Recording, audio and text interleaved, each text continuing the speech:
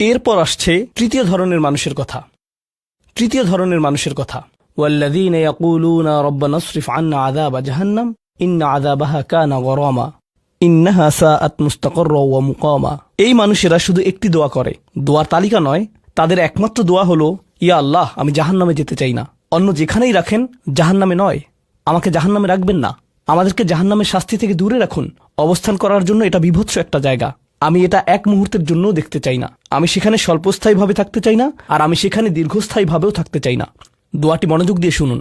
ইন্নাহা সাআত মুস্তাকাররা ওয়া মুকামা। প্রথমত, এটা একটা শাস্তি, এটা বিশাল একটা সাজা। আমি সেখানে স্বল্প মেয়াদের জন্য থাকতে চাই না, আর আমি সেখানে দীর্ঘমেয়াদের জন্যও থাকতে চাই না। কিছু মানুষ রয়েছে যারা সেই একই রোগে আক্রান্ত হয়েছে, উম্মার মধ্যে, মুসলিমদের মধ্যেই একই রোগ যা বনী ইসরাঈলেরও ছিল।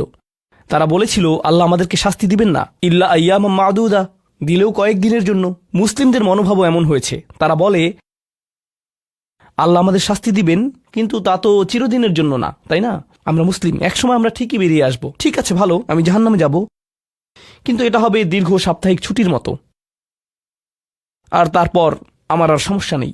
দেখুন আল্লাহর নৈকট্যপ্রাপ্ত মানুষদের দোয়া। তারা আল্লাহকে বলছেন, ও আল্লাহ, আমি জাহান্নামে যেতে চাই না, স্থায়ীভাবে না, অস্থায়ীভাবেও না। আমি স্বীকার করছি যে অবস্থানের জন্য এটা বিভৎস একটা জায়গা। মুস্তাকাররান ওয়া মুকামা, শুধু থামার স্থান হোক অথবা চিরকালীন স্থান হোক, আমি এগুলোর কোনোটাই চাই না। এর অনেক অন্তর্নিহিত অর্থ রয়েছে, আমি আপনাদের শুধু একটির কথা বলছি।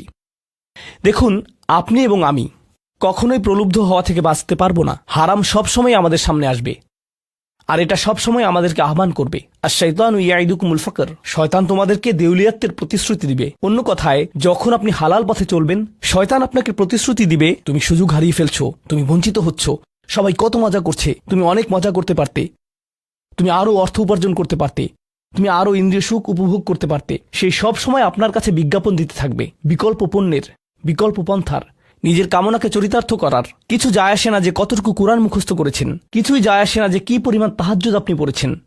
এগুলো কোনোটাতেই আসে যায় না। শয়তান থামবে না। দিন শেষে আপনি তো একজন মানুষই। দিন শেষে কামনা বাসনাগুলো আপনার মাঝে থাকবে, আর শয়তান থামবে না, সে আপনার পেছনে লেগেই থাকবে। শয়তানের একটা কৌশল আল্লাহ বর্ণনা করেছেন। তার মনস্তাত্ত্বিক কৌশলটি হল, যায়্যানা লাহুমুশ শাইতানু আমালাহুম। শয়তান তাদের কাজগুলোকে তাদের কাছে আকর্ষণীয় করে দেয়। শয়তান আপনার কাছে আসবে, আপনাকে প্রলুব্ধ করবে। তখন আপনি বলবেন, হ্যাঁ এটা খারাপ, কিন্তু আমি তো অনেক ভালো কাজও করি। হ্যাঁ, আমি এলোমেলো কাজ করছি, কিন্তু আমি তো নামাজও পড়ছি, আর আমি তো কাফেরও না, তো সমস্যার কিছু নেই। আর এইবার করেই আমি থেমে যাব। এমন না যে আমি এটা করতেই থাকবো, শুধু একবারই করব। এভাবে নিজেকে সব ধরনের যুক্তি দিতে থাকেন, নিজে নিজে এটাকে বৈধতা দিতে থাকেন। আপনার চিন্তায় এটা এখন আর অতটা খারাপ না।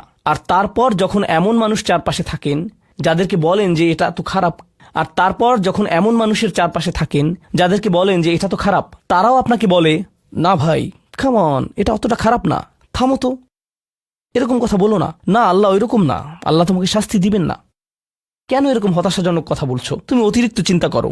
আপনি তা শুনেন, আর এটা আপনাকে প্রভাবিত করতে শুরু করে।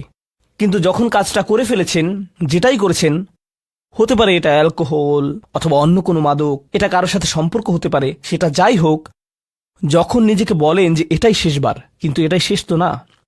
কারণ যখনই কাজটা ঘটে যায় আর কয়েকদিনের মধ্যে অনুশোচনাও কেটে যায়, তখন মোবাইলে আরেকটা মেসেজ চলে আসে, তারপর আরেকটা দাওয়াত আসে, তারপর আপনি বলেন, না এটাই শেষবার। আবারও সেই চক্রে আটকে যান, আর আবারও সেটা করেন, আর তা করতেই থাকেন। শয়তান ঠিক এটাই চেয়েছিল।